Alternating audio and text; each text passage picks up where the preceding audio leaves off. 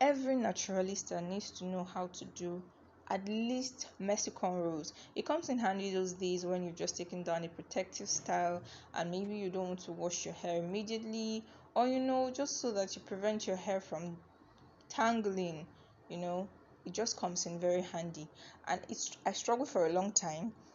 I watched tons and tons of YouTube videos. I couldn't get my cornrows right. Eventually, I had to apprentice in a salon, and it only took 2 weeks of being there for me to get the basics of doing my own cornrows. That was about 6 months ago. Now I'm much better. But in this video, you will not see that because I'm in front of the camera and there are a lot of other factors involved. I was having a lazy day and I thought, let me take down my twist I had had for about 2 weeks, but I wasn't yet ready to wash my hair. So I thought, okay, I'll just put them in cornrows, messy cornrows. And I thought I should film the process for you. It didn't come out great, but I'm sure you will learn something or not. So if you have short and thick 4C hair like mine, what you want to do is section your hair in half and trying to get other hairs out of the way as much as possible.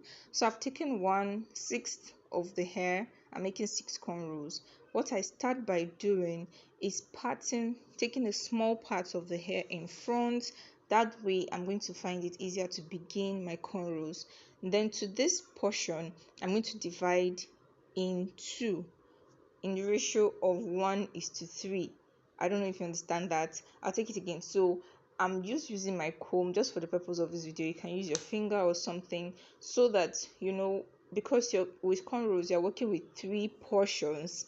You need 3, but I'm going to be making it 1:3 because I am going to divide that third portion into 2 later to make it now. I hope you understand what I'm trying to say. But yeah, so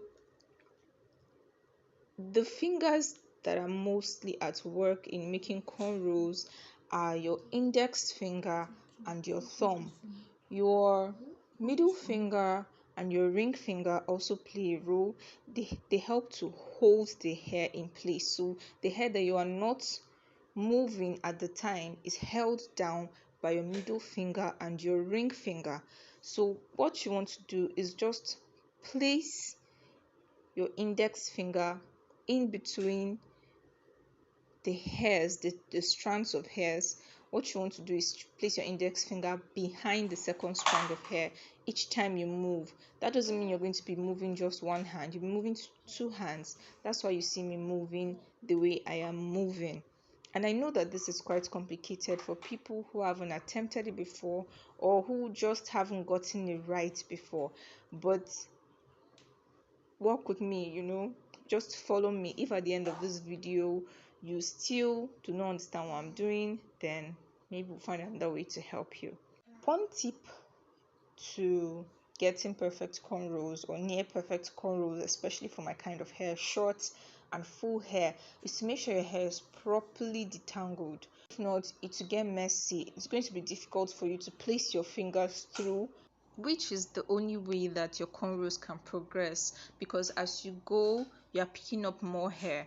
As you put your index finger through the hair or the strands of hair, you are picking up more hair as you go, picking up more hair into the cornrows, and that's how your cornrow progresses. So you have to make sure that your hair is properly detangled if you have 4C hair that is short and thick like mine. I did put this disclaimer out there already, right? This is not a perfect video. These cornrows are nowhere near perfect.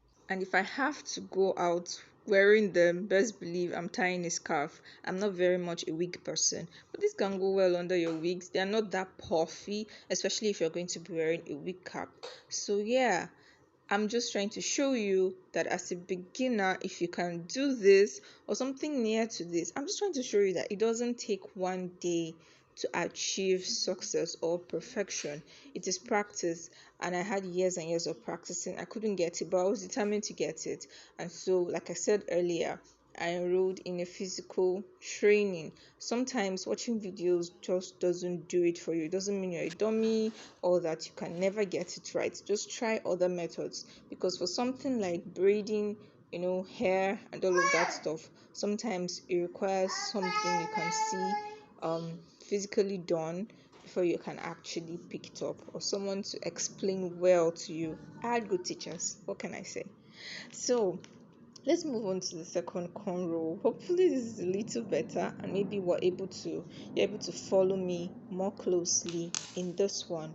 So like I said before, I'm parting the hair in two in the ratio of 1:3. This smaller portion I'm going to hold with my index finger and my thumb mostly.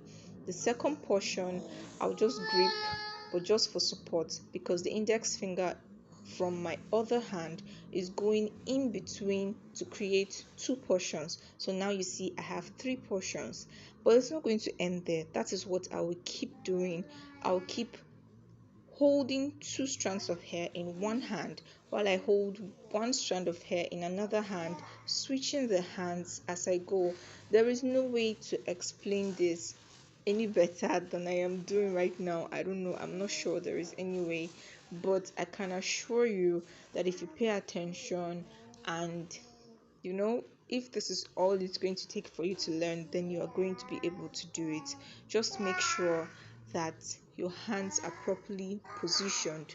So make sure that your hands are laid back, and your fingers are positioned the way that mine are in this video.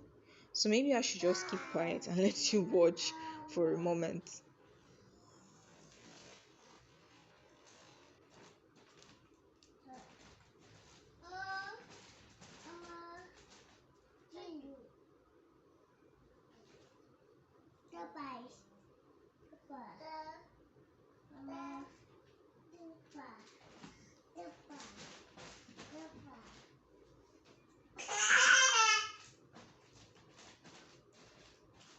You can see that I'm struggling to detangle my hair as it progresses and gets to the parts where my hair is thicker.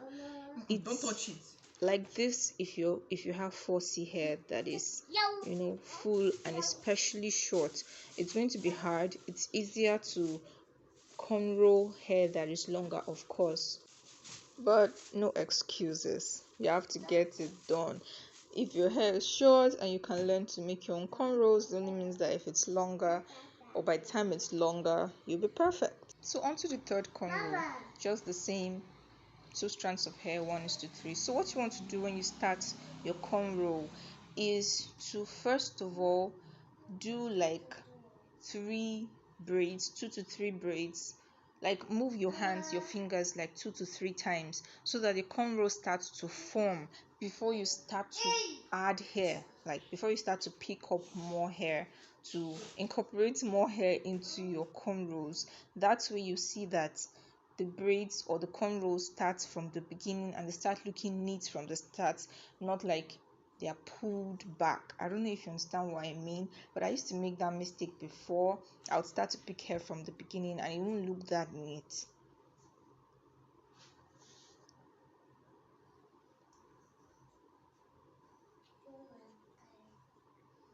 At this point, I was really struggling because my hair is full and really thick at that point, and I was just trying to make sure that I held the hair as tightly as possible so that most of it will go into the cornrows and I won't start having stray hairs all over the place, and maybe the hair is too shabby to even carry around the house, because I intend to carry this hair for about 5 days before I loosen it and wash my hair. At this point, I was already so tired. My twins were up from their nap, and I just needed to finish this up and take a bath. But it's the same thing that I am doing. I hope you can see this.